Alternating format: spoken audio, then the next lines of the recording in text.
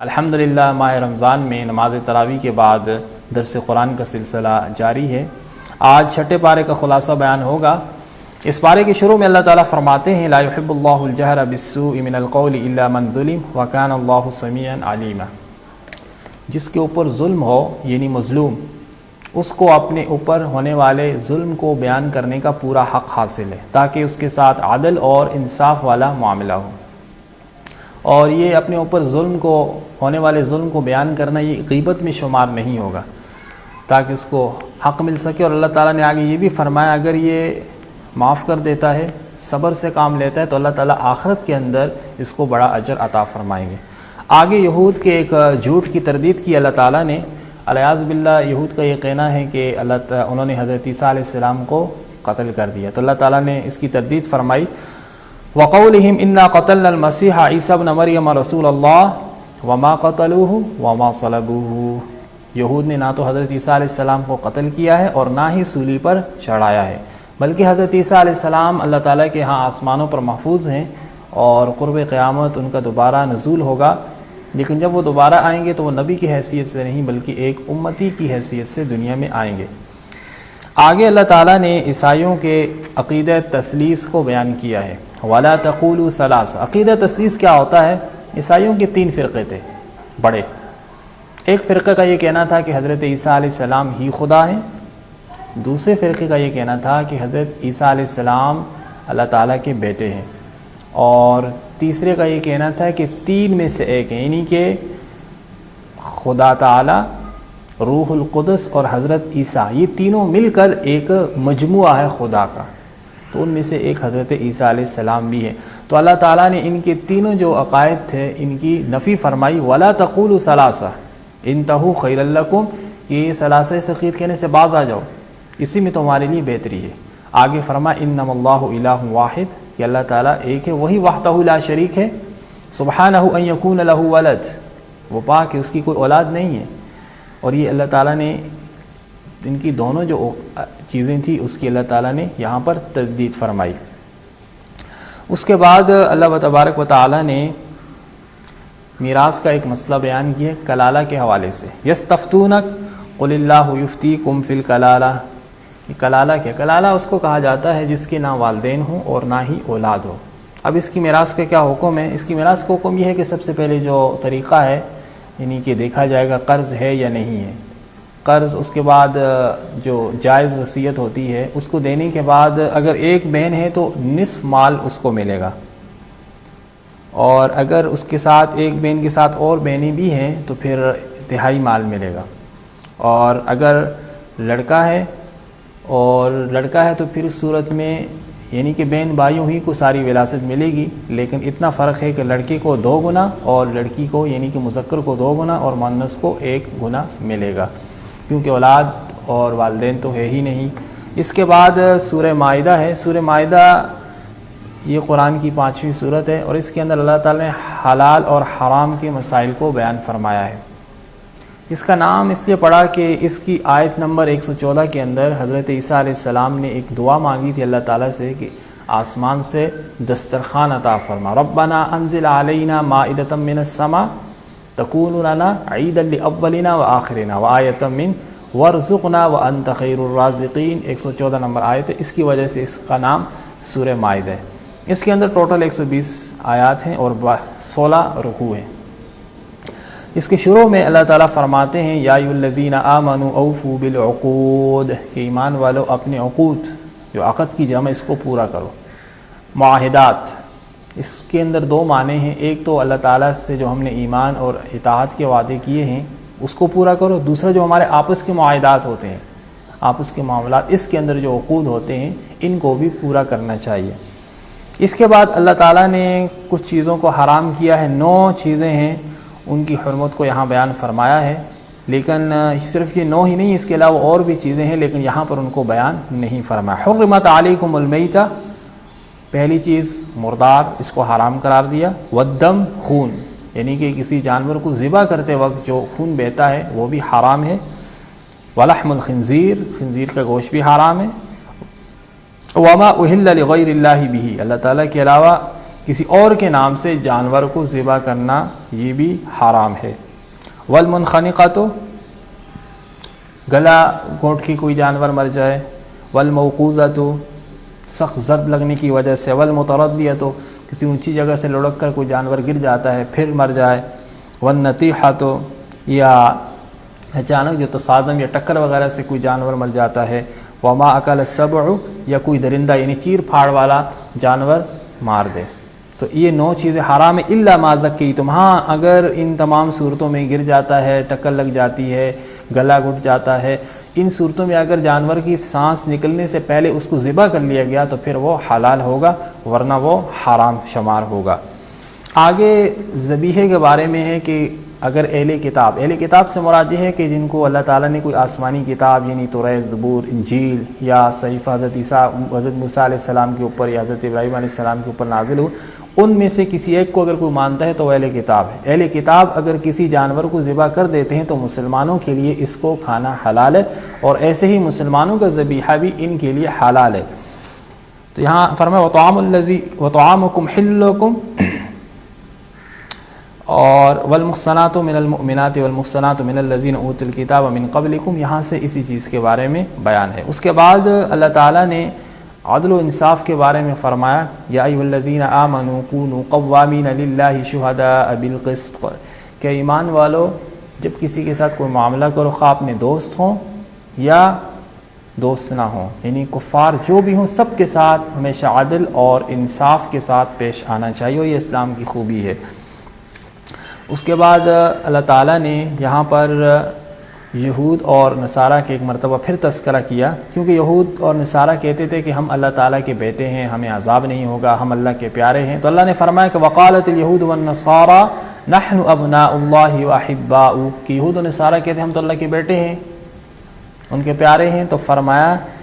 کہ اگر ایسا ہوتا تم اللہ کے بیٹے ہوتے، قل فلم يعذبکم بذنوبکم، پھر اللہ تمہیں تمہارے گناہوں کے بدلے میں عذاب کیوں دے گا؟ کیونکہ سورہ بقرہ میں بھی آیا ہے، وہ کہتے تھے کہ ہمیں تو کچھ عذاب نہیں، تھوڑے سے دن عذاب ہوگا بس پھر ہم بچ جائیں گے۔ تو کوئی باپ اپنے بیٹے کو عذاب دیتا ہے؟ بالفعل اگر مان بھی لیا جائے تو فرمایا کہ ایسی کوئی بات نہیں ہے،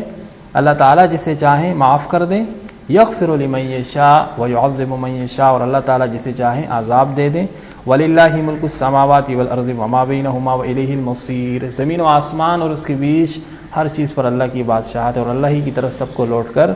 جانا ہے۔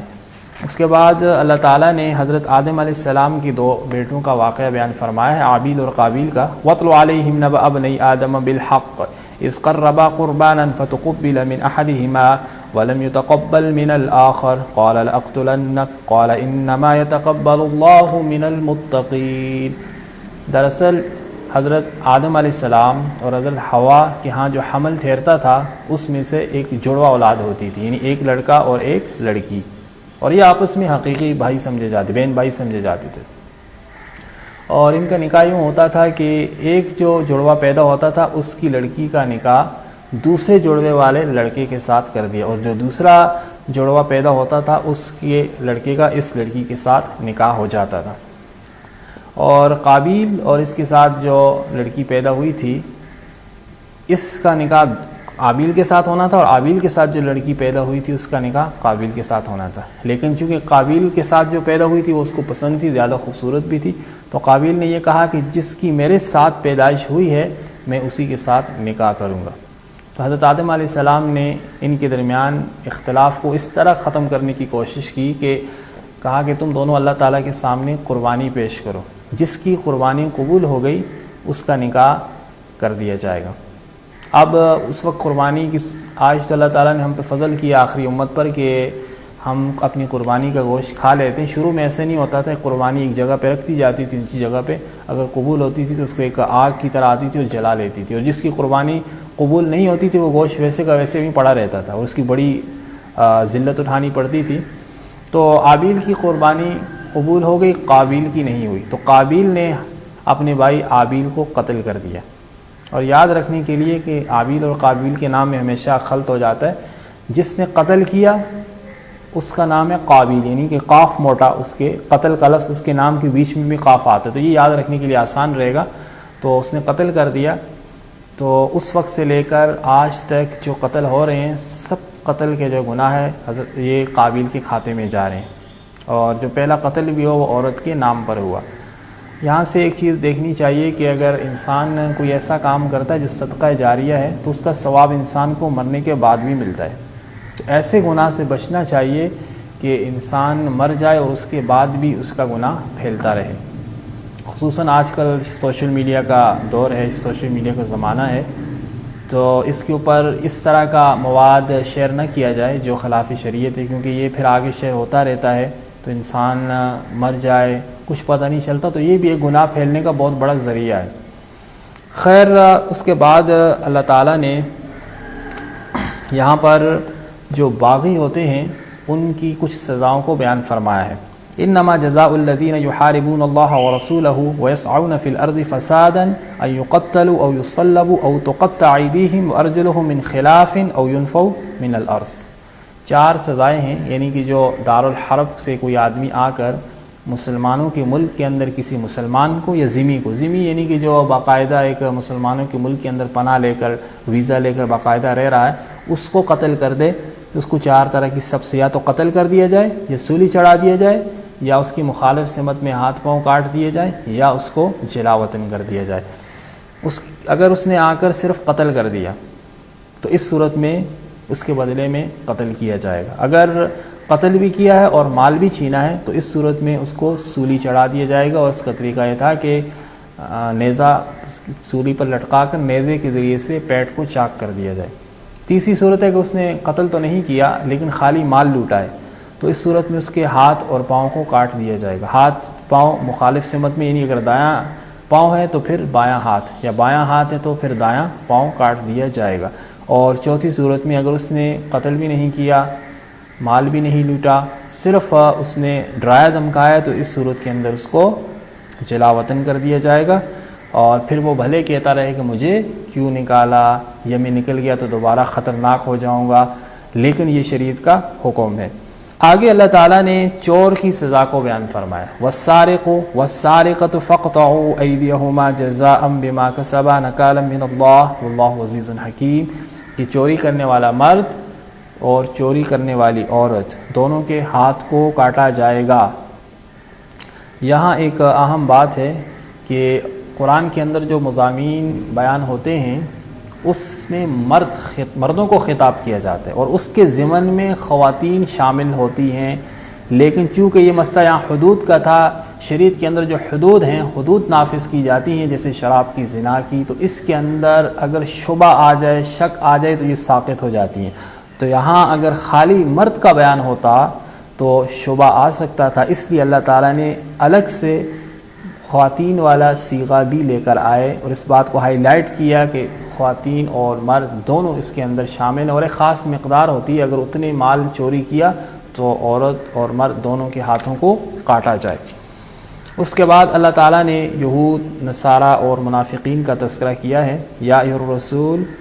لا يحزنك الذين يسارعون في الكفر من الذين قالوا آمنا بأفواههم ولم تؤمن قلوبهم ومن الذين هادوا سماعون للكذب سماعون لقوم آخرين۔ یہاں سے یہ بیان ہے کہ یہ یہود ہیں، نصارہ ہیں اور منافقین، جب ان کے سامنے اللہ تعالیٰ کی آیات کو بیان کیا جاتا ہے تو یہ اپنی خواہشات کے اوپر چلتے ہیں یا